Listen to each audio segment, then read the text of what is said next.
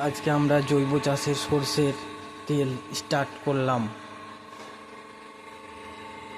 দেখতেই পাচ্ছেন এক সাইড থেকে খোল পড়ছে আর অন্য সাইডে তেল পড়ছে, পুরো কোল ফ্রেশ তেল। এ দেখুন, আমি তেলটা হাত দিচ্ছি, আমার কিন্তু হাতে একদমই কোনো গরম লাগেনি। দেখতেই পাচ্ছেন বন্ধুরা কত ঠান্ডা তেল। আর আমরা এই ওপরে এই দেখুন সর্ষে দিয়েছি।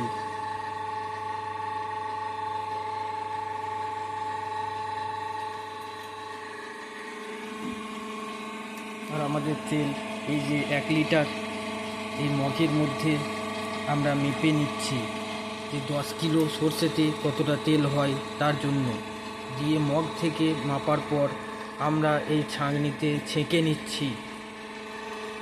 ছাঁকার পর